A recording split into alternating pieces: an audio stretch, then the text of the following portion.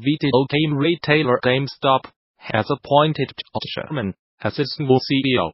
The company has been searching for a replacement since May 2018, when it named former Microsoft Vice President Shane Kim as interim CEO following the departure of Michael Mauler. Sherman brings a wealth of experience to the table, having most recently served as the CEO of Victra, the largest exclusive authorized retailer of Verizon Wireless products and services.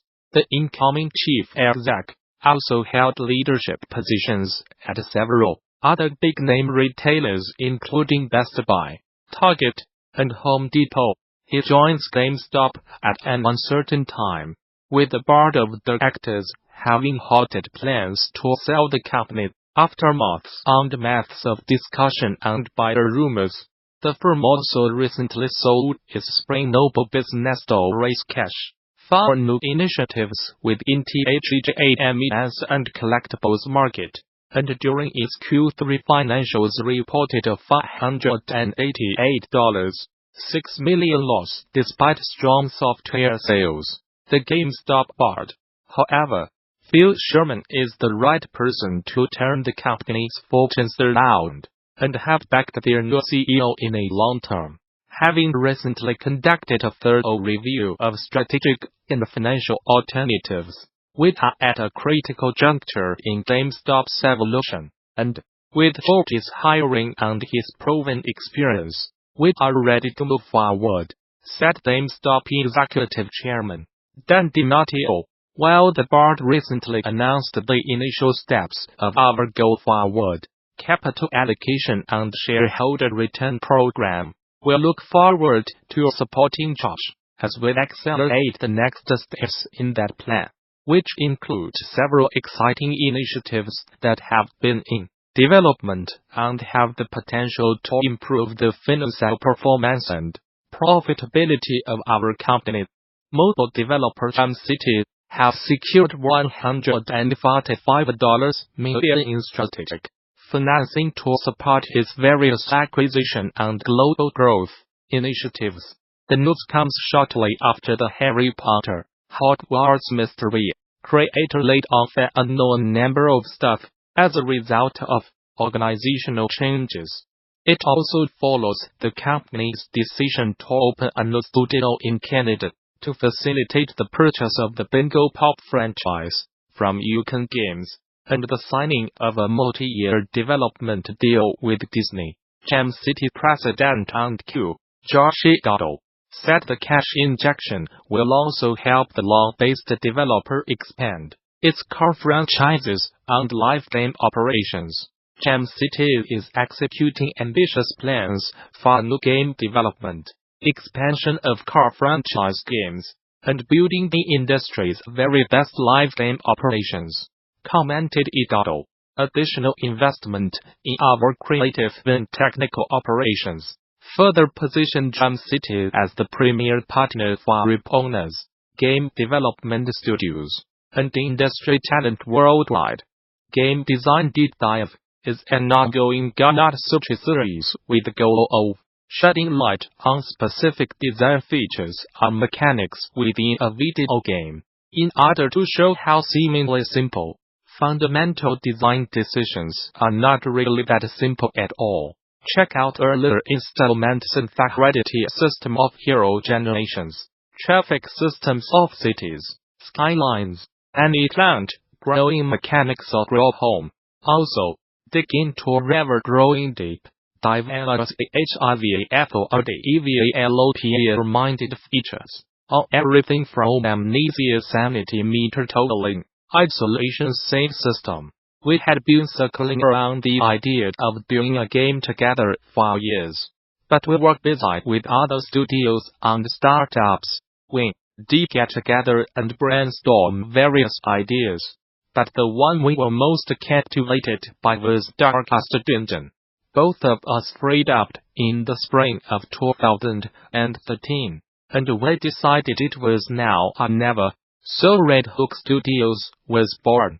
We were excited by the chance to work on a game that had no external Compromise is something purely made by us, for us, the way we wanted it to be. We were willing to bet that if we did that, there would be a decently sized niche audience that would also like it and thereby support the business. Over the course of the game's development, we built up a team of experienced collaborators to help make the game a reality. Right now we have 6 full-time people working on the game. Plus our sound, power up audio, music, Stuart Chatwood, and narration, June, contractors. Both of us have enjoyed the small-scale production.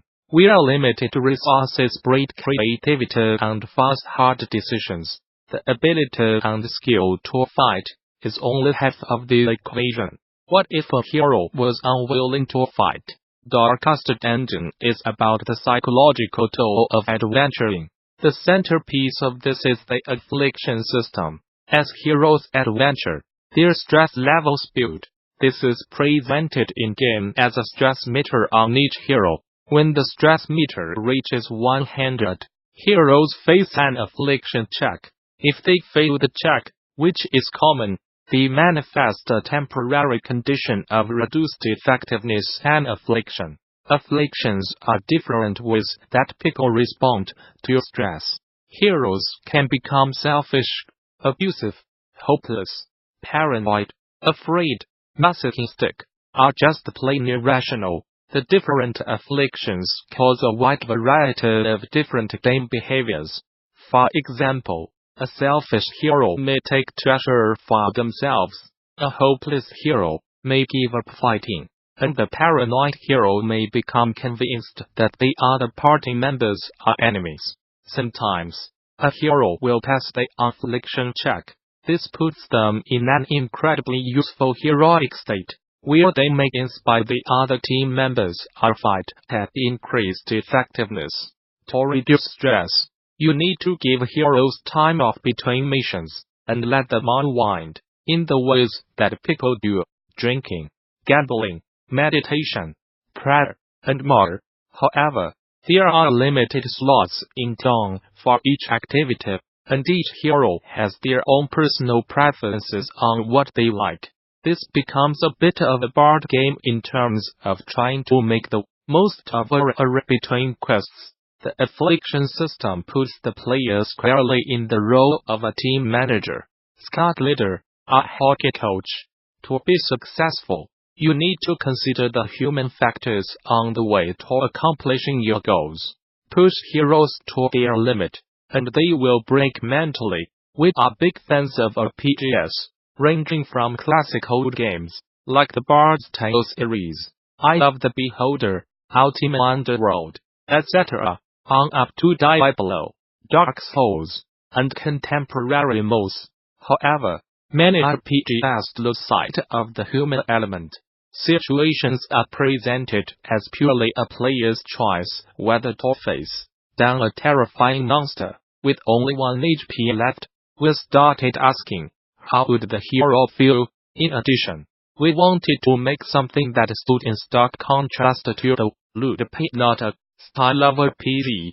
To be fair, some of those are done incredibly well, and we have clicked on the right tribute to the best of them. But they rely on a huge amount of procedural loot generation, and the game becomes all about finding the next larger sword. Taken together, those considerations led us to focus almost exclusively on the sword arm, not the sword. More specifically, the ability to fight is only half the equation. What about the willingness to fight? Although we are obviously influenced by Lovecraft in terms of tone, we never really thought of things in the strict insanity filter that many Call of Cthulhu games adopt. In fact, the inspiration for the affliction system itself was not Lovecraft, but rather the role of human factors in history and fiction. Wargames have often incorporated human factors, morale, and many movies have illustrated them to great effect. Aliens, The Thing. We wanted to capture the human response to stress. Any person can break under pressure, and people break in different ways. Some people become angry and abusive, whereas others become withdrawn and hopeless. However, moments of extreme pressure and high stakes are also what drive meaningful heroism. The strongest of us shine when everything is on the line. Because we were focused on the human response to stress, we also had to consider how people reduce stress and settle back into normal behavior. Just as people respond to stress differently, they also recuperate in different ways. Some people need a drink